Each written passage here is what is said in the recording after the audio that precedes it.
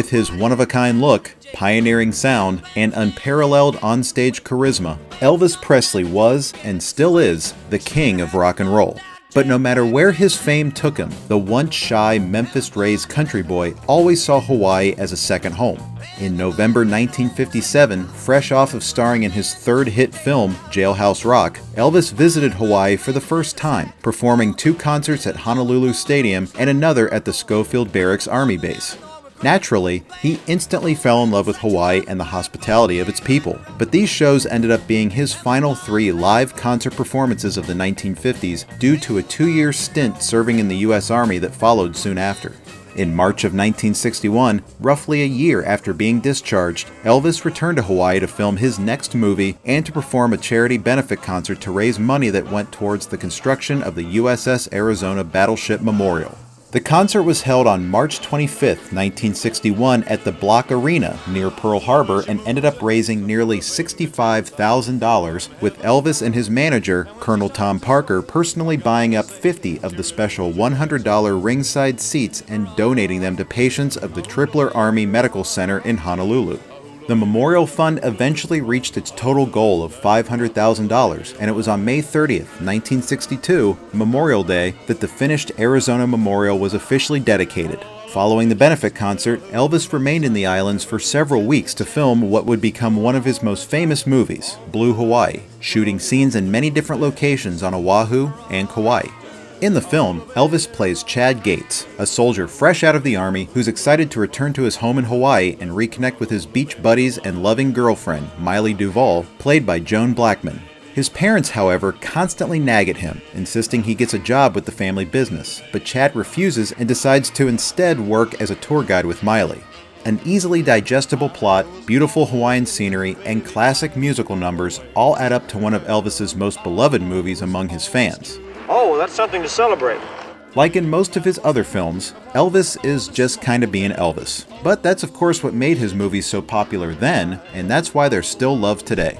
Blue Hawaii would end up being the first of 3 Elvis movies filmed in Hawaii and is easily the best of the bunch. Then, of course, there was the film's legendary soundtrack, which featured 14 songs, some of them becoming Elvis standards like Rockahula Baby and Can't Help Falling in Love, and others being traditional island melodies like Aloha Oi and Hawaiian Wedding Song. But the title track, Blue Hawaii, was actually a cover of an earlier tune sung by Bing Crosby for his 1937 film Waikiki Wedding. By this point, Elvis may have already starred in several films, but this was still very early on in his demanding movie career, so Elvis was still in his energetic prime, making Blue Hawaii a light and breezy watch, which unfortunately can't be said about some of his future movies. Also, keep an eye out for a few other famous faces, like Howard McNear, who played the lovable Floyd the Barber on the long-running Andy Griffith Show, and British actress Angela Lansbury, who's fun to watch as she puts on a thick southern accent to play Elvis's ditzy and irritatingly overbearing mother, despite the fact that in real life, Lansbury was barely 10 years older than Elvis. Even though Elvis has a way of lighting up the screen, he is nearly upstaged by the amazing Hawaiian scenery, much of which was filmed on the southeast corner of Oahu. So let's track down a few of these locations to see how much they've changed, or in some cases haven't changed, since Blue Hawaii filmed here over 50 years ago. Well, have fun. Aloha. Take off his shoes, put down your hair, turn on the music and we'll get somewhere. When Elvis's character Chad returns to Hawaii after his military service, his girlfriend Miley greets him at the Honolulu International Airport, which is completely unrecognizable from the way it looks now. Of course, back in the 60s, it was much more common to greet passengers out on the tarmac, especially in a place like Hawaii where the weather is always amazing. But that obviously doesn't happen anymore. These days, it's considered one of the United States' busiest airports and is definitely one of the most unique looking, with its numerous outdoor walkways that are surrounded by lush plant life. Honolulu International is also the main hub for Hawaiian Airlines, the country's 8th largest commercial airliner. Along with showing up on film as a younger, smaller version of itself in Blue Hawaii, the more modernized airport made a brief appearance in Punch Drunk Love and was also featured in the opening scenes of the 2006 comedic thriller Snakes on a Plane.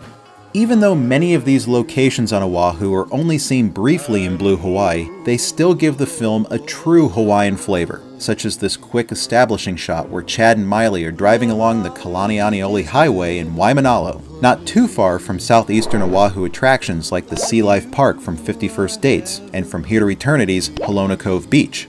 Later, Chad and Miley have a picnic at the Pu'u'ualaka'a State Park that's nestled way up on the Tantalus volcanic cone that looks way out over downtown Honolulu, giving you a breathtaking 180-degree panoramic view of southern Oahu. It's easily one of the best views on the island, and in the film, the characters set down on this very patch of grass way out on the edge of the lookout. Wiggy wiggy to the beach. Other locations have become famous over the years simply for being featured in Blue Hawaii, such as Hanauma Bay, one of Oahu's most unique-looking natural occurrences, and technically one of its youngest, having only been formed about 32,000 years ago when a series of underwater volcanic explosions just off the shore of the island forged a crater that began to spill out into the ocean as constant water erosion ate away at the crater's southeastern magma wall.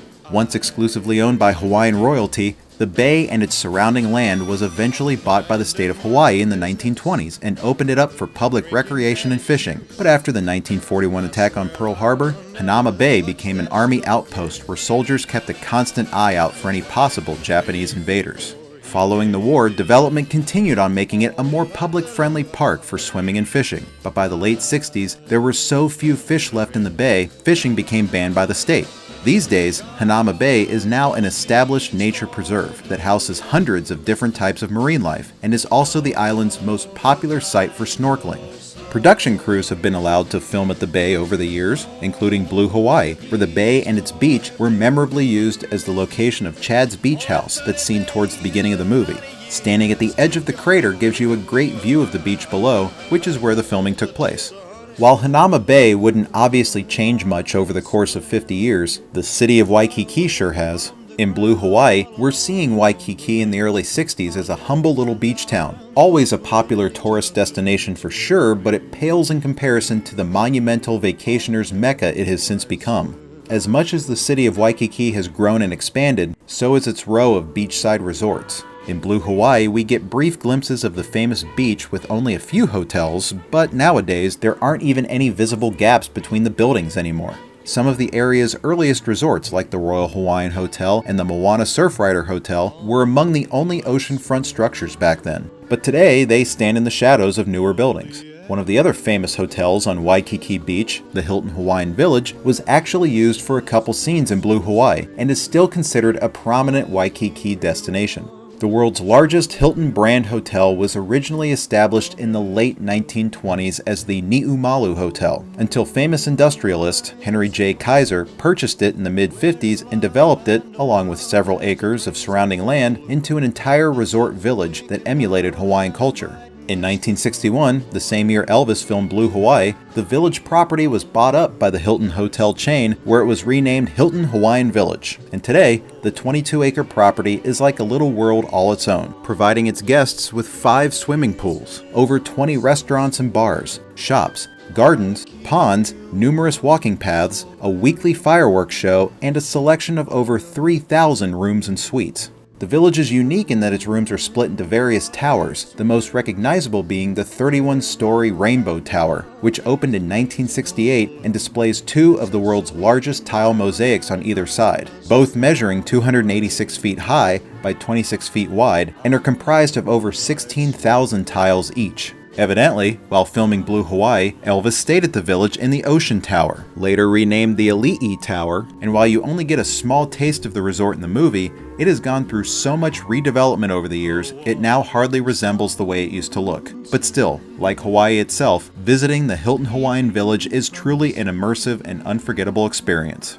Blue Hawaii was released in November of 1961 and became one of Elvis's biggest hits, which helped boost Hawaiian tourism. No more than a year passed before the second movie Elvis filmed in Hawaii was released, and yet he managed to squeeze in 2 additional films that same year. Girls, Girls, Girls was released in late 1962 and was, as per usual, a critical dud that still made a ton of money. It seemed that no matter the quality or how formulaic Elvis's movies were during this time, they were still a sure thing in Hollywood. So, much to Elvis's chagrin, they just kept churning them out. And Girls, Girls, Girls proved that the success of Blue Hawaii had created a blueprint that many of his future films adhered to.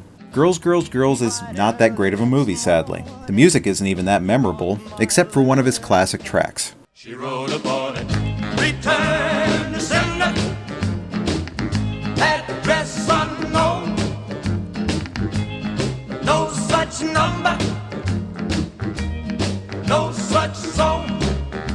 But what's most disappointing is that except for a few brief shots, you'd be hard-pressed to notice that it was even filmed in Hawaii, despite the fact that many of the outdoor scenes were filmed less than a couple miles away from some of the great views seen in Blue Hawaii. Most of Girls, Girls, Girls, however, seems to take place either indoors or was obviously filmed on a soundstage, and overall, it just feels like a cheap imitation of Blue Hawaii.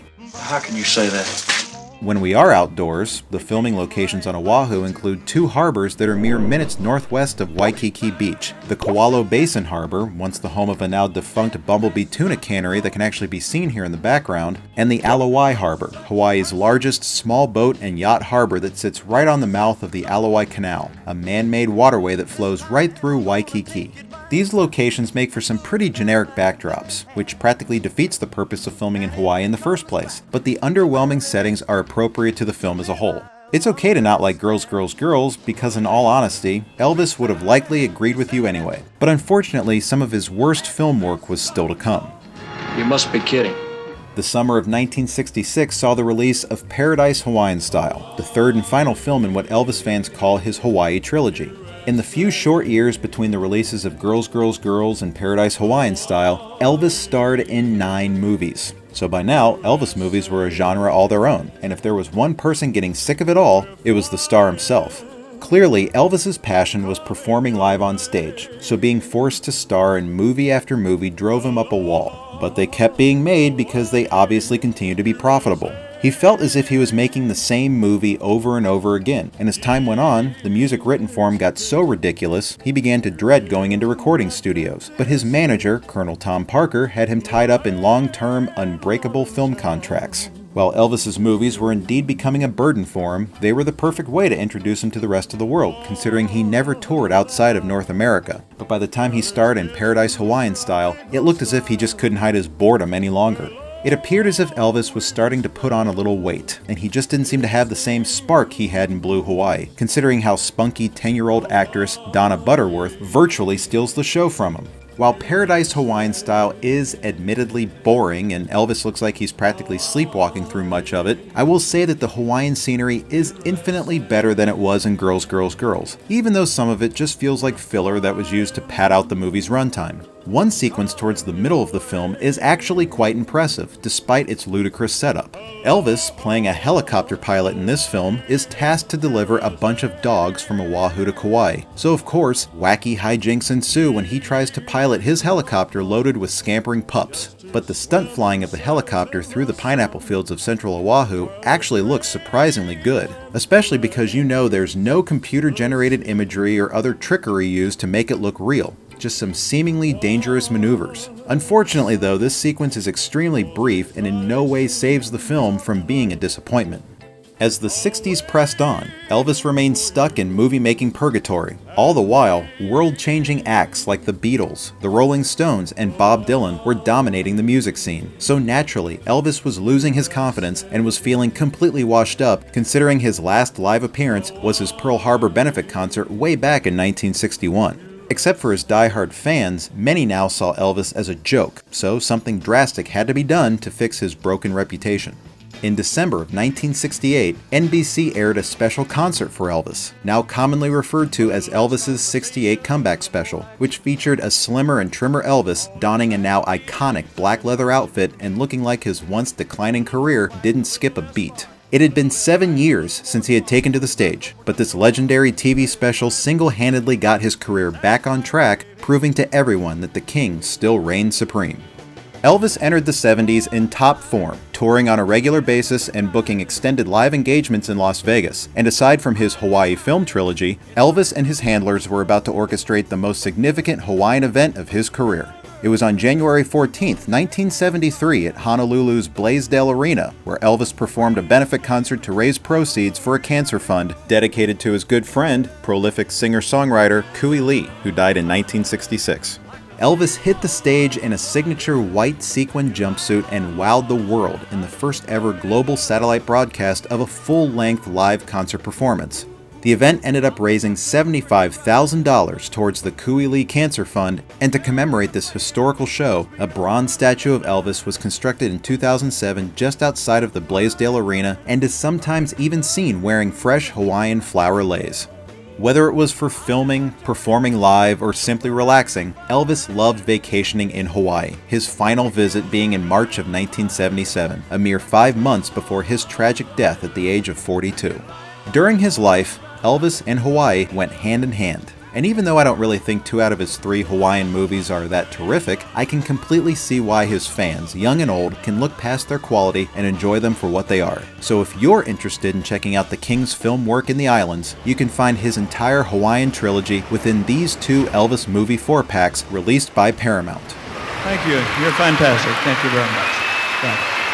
Thank you very much.